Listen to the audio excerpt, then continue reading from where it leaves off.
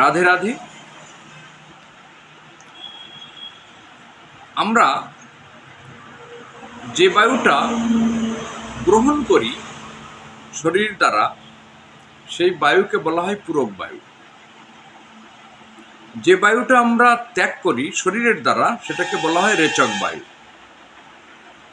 যে বায়ুটা আমরা শরীরের মধ্যে কিছু সময় হলে ধরে রাখি, সেই যে প্রক্রিয়া, তাকে বলা হয় কুম্ভক। তাহলে বায়ু ত্যাগ রেচক, বায়ু গ্রহণ পূরক এবং বায়ু ধরে রাখা, তাকে বলা হয় কুম্ভক। এই রেচক, পূরক এবং কুম্ভক অর্থাৎ বায়ু গ্রহণ, বায়ু ত্যাগ এবং বায়ু সংরক্ষণ, এর উপর নির্ভর করেই সাধকগণ বীর্যস্খলন থেকে বিরত থাকে। সাধকগণ কথা প্রসঙ্গে বলেন, সময় ছাড়া যান যদি স্ত্রীর বাসরে, তাহলে সেই পরমসত্তা তোমার দেহ থেকে যাবে ঝরে। এই শ্লোকের মধ্যে এক নিগূঢ়তম সাধনের কথা বলা হয়েছে। সময় ছাড়া যদি যান স্ত্রীর বাসরে, তাহলে সেই পরমতত্ত্ব যাবে ঝরে। এই পৃথিবীতে যত জীব আছে, প্রত্যেকটা জীব একটা নির্দিষ্ট সময়ে স্ত্রী সঙ্গম করে। একমাত্র মানুষ, এদের কোনো কালাকাল সময় বিচার এদের দ্বারা নেই।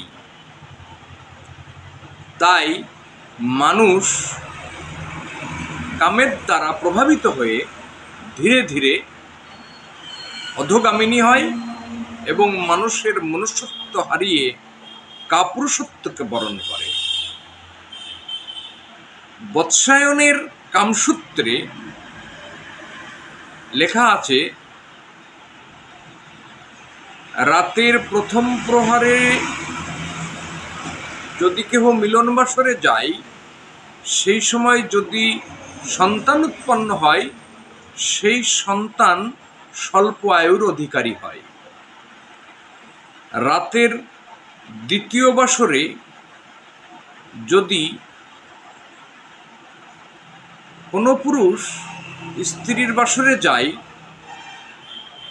সেই গর্ভের যে সন্তান উৎপন্ন হয় তা মধ্যম আয়ু পায়।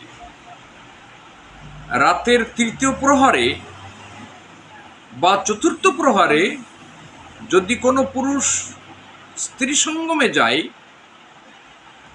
সেই সময় যদি স্ত্রীর বাসরে যে সন্তান উৎপন্ন হয়, সেই সন্তান দীর্ঘায়ু তথা মহত্তারূপে এই বিশ্ব চরাচরে তার প্রকাশ হয়। পূর্ণিমা, একাদশী, অমাবস্যায় এই পক্ষে কভু নাহি যাবে নারীর বক্ষে। এই সময় সন্তান হলে সেই সন্তান সমাজের বুকে গুণী, মানী, জ্ঞানী নাহি হয়। সন্তান জন্মালে সেই সন্তান দ্বারাই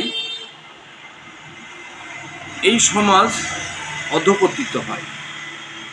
শাস্ত্রের এই কথাগুলির মধ্যে যে নিগূঢ় তত্ত্ব